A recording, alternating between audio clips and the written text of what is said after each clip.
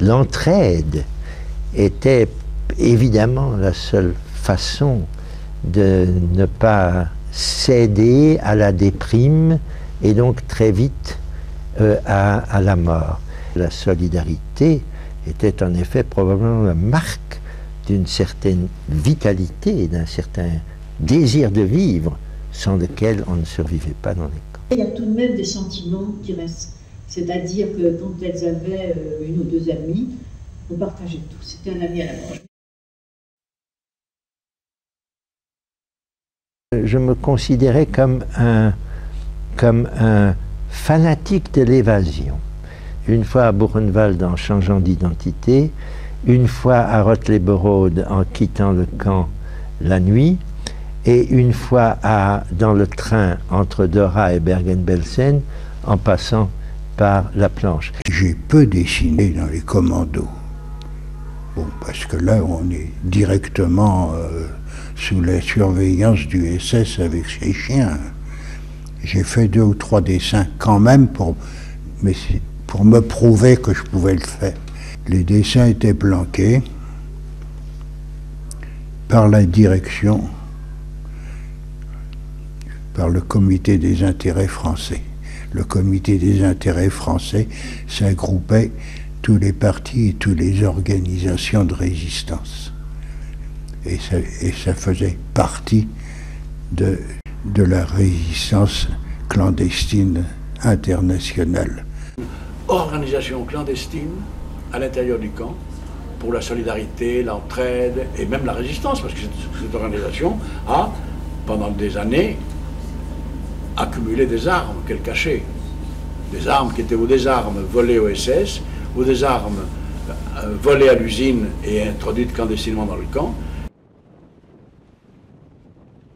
Ces photos clandestines ont été prises à Birkenau en août 1944 par les Sonderkommando.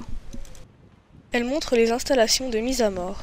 Ici, un groupe de femmes contraintes à se déshabiller avant l'entrée de la chambre à gaz près du crématoire 5. Le photographe, depuis la chambre à gaz, prend à 2 reprises la crémation des corps à ciel ouvert.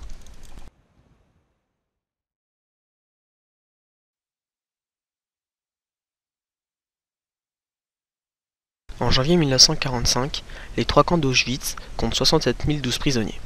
À l'approche de l'armée rouge, les SS organisent le transfert des prisonniers vers différents camps.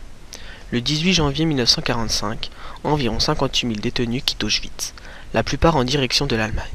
On est parti sur les routes le soir, vers 6 h, je sais pas, il faisait déjà nuit, et on a fait une marche jusqu'à Gleiwitz, qui était ville à 70-75 km, où il y avait un très grand camp, et d'ailleurs était regroupé de beaucoup de camps dans la région d'Auschwitz. Il y avait plusieurs centaines de milliers de gens déportés, prisonniers, enfin de différentes catégories, je dirais.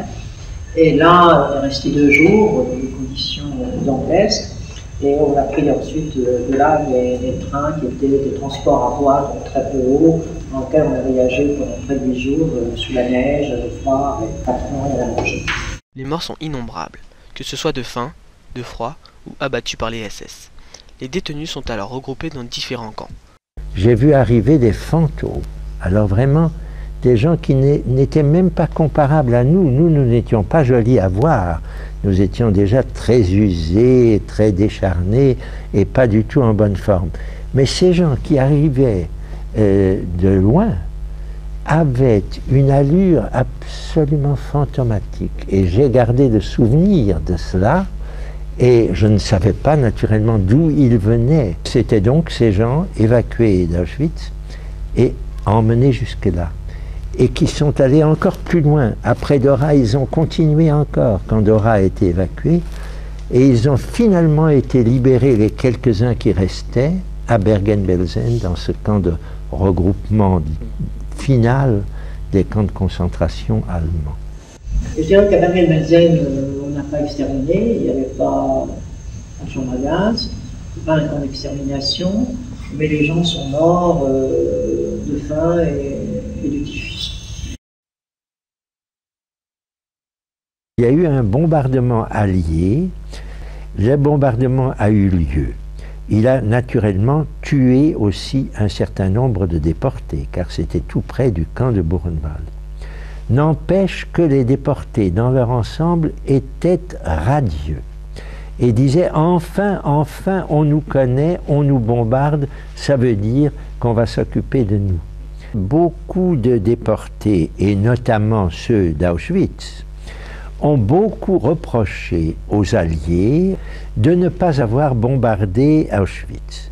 Ils ont dit, vous deviez savoir qu'il nous arrivait là des choses épouvantables, et vous auriez dû au moins essayer de venir à notre secours en bombardant. La mort, dans des circonstances comme celle-là, était acceptée, la mort des camarades, parce qu'elle était le signe que quelque chose allait se passer qui allait peut-être nous libérer. Le jour du 11 avril 1945, où l'armée américaine et un régiment de choc de la 3e armée Patton américaine est arrivé autour du camp, nous avons vu sortir plusieurs centaines d'armes pour armer une milice internationale qui a pris d'assaut les Miradors. En 1945, j'avais 7 ans. On ne sait pas. On ne sait pas. J'ai vu un homme arriver que je ne connaissais pas. J'ai vu un homme exsangue, transparent, qui disait être mon père. J'ai eu une sortie particulière du camp. J'étais malade, j'avais le typhus, et je me suis retrouvé à l'hôpital, tout de suite. Alors, si vous voulez, c'est un peu particulier, parce que je suis resté près de 2 ans à l'hôpital, donc dans un milieu qui recevait des gens comme moi, hein, et qui avait un regard très professionnel sur nous. Parce que c'était la première fois qu'on voyait des gens comme ça, qui étaient arrivés au dernier degré de la résistance humaine.